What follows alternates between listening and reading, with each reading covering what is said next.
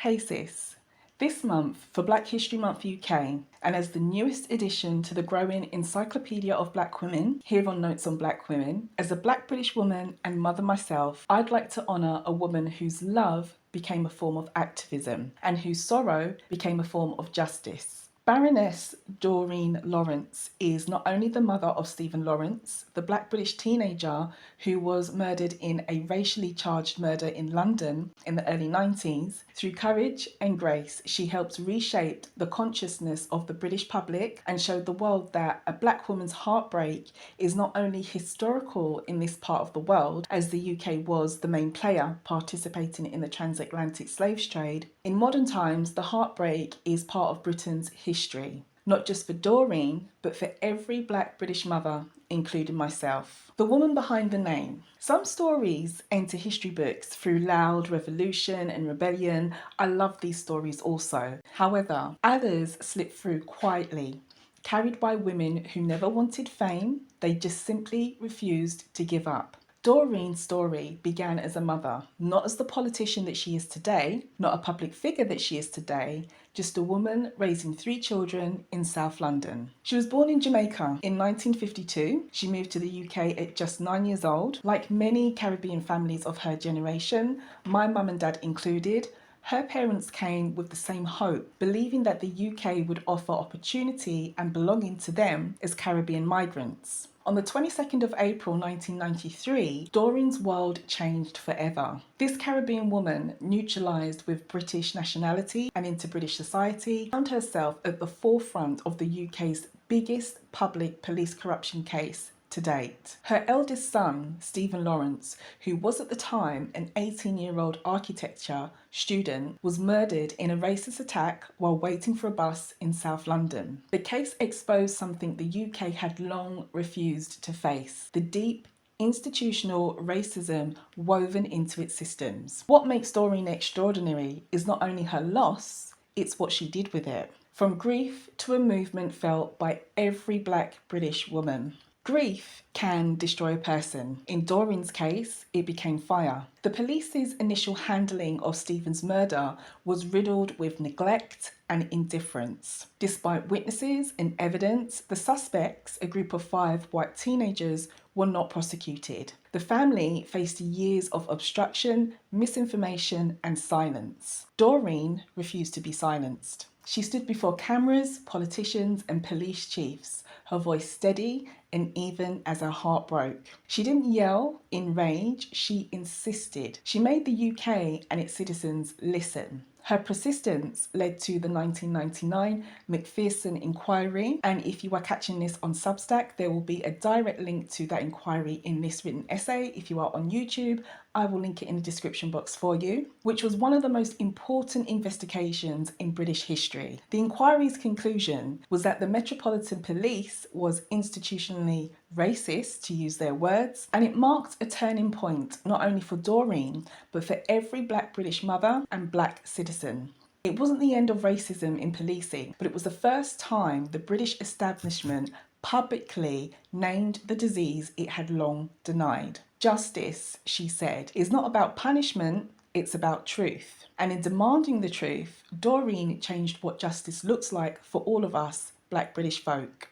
The power of a Black mother's love. Doreen's activism is rooted in something ancient that we all know as Black women, the power of the Black mother. Across the diaspora, we've seen this before, women who transform mourning into a movement. From Mamie Till Mobley in the United States, who lost her son Emmett Till in 1995, to the mothers of South Africa's anti-apartheid struggle, these women who refuse to let their children's names be forgotten. Doreen stands in that lineage. She became a voice not just for her own son, but for countless others whose lives were taken by racial violence and the state's neglect.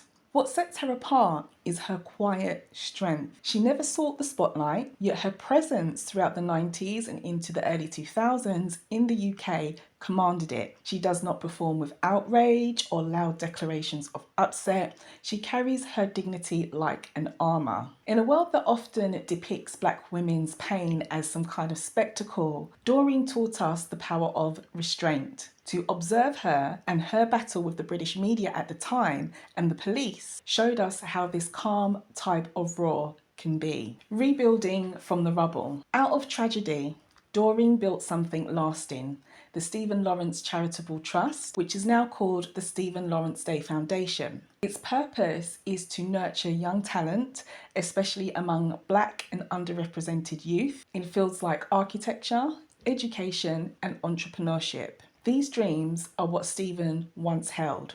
Through her foundation, she turned mourning into mentorship. Every scholarship awarded, every program funded is a piece of her son's unfinished future and dreams that he held to be an architect, which he was studying for at the time of his death. Stephen's legacy, she said, is not only what was taken from us, but what we continue to build. It's a message that transcends borders, reminding us that healing for black women is often found in creation. This is one of the major reasons why I created Notes on Black Women and why I create a catalogue of black women for the encyclopedia. When Britain was forced to look in the mirror, before Doreen, the UK had often congratulated itself as not being as racist as America, in quotation marks. Her campaign shattered that illusion. The MACPHERSON report, which is linked into this direct essay if you're catching this on Substack.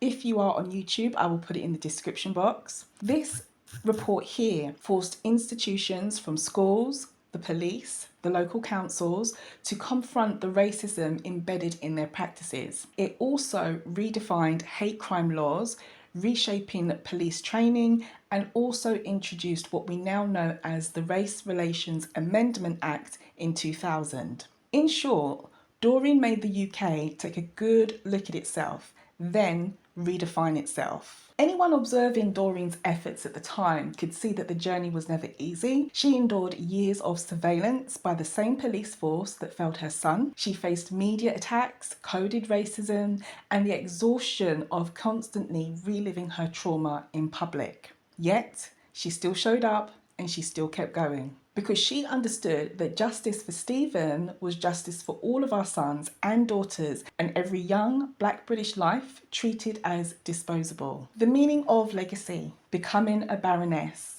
When Doreen was made a baroness in 2013, which for those who are not familiar with this, it's a female member of the British government and parliament. It wasn't merely a title, it was recognition. A working class Jamaican woman, once ignored by the system, now stood in the House of Lords, shaping the laws of that very system. Her presence there is symbolic, a reminder that the British establishment can no longer discuss race without including the women and people it once dismissed. What Doreen teaches us. For black women across the diaspora, Doreen's journey holds some deep lessons. Firstly, that healing can be political. She turned personal loss into collective empowerment, a blueprint for transformation via British politics. Secondly, that softness is not weakness.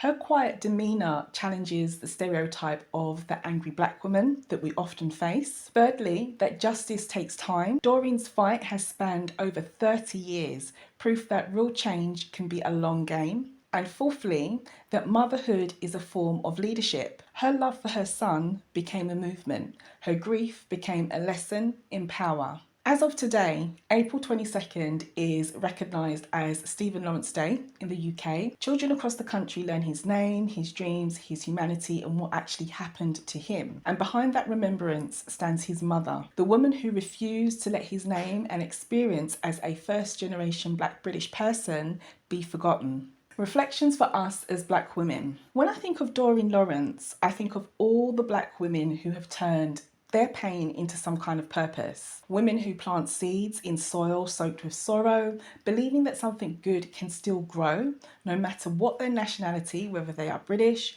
American, Caribbean, African, I think of them all. Doreen's story is not one of tragedy alone. It's a story of how a mother's love can shake nations. She reminds us that activism does not always roar in protest. Sometimes it whispers in persistence, in showing up, in never letting the world forget your child's name or your issue you have with the world as a black woman. For the black women reading this, from London to Lagos, from Kingston to Atlanta, doesn't matter where you are, Doreen's journey speaks to us all.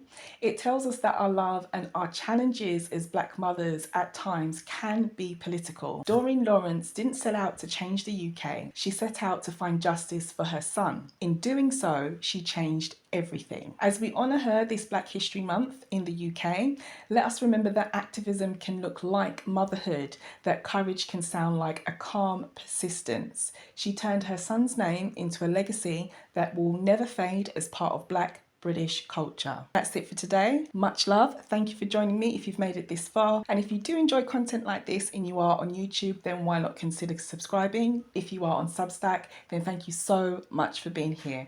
I'll catch you in the next one, The Black Woman Essayist.